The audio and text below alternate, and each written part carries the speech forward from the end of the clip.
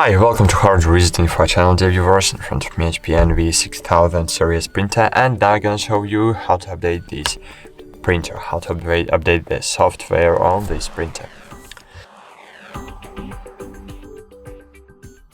So first you need to open the embedded web server, then find here Tools, find Printer Update, Firmware Update, wait a while and click Check Now.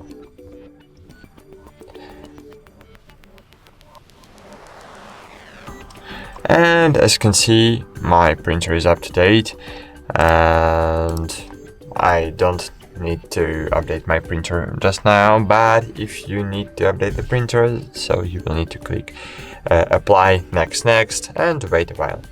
That's it. Thanks for watching. Like this video, subscribe to our channel, and bye. See you.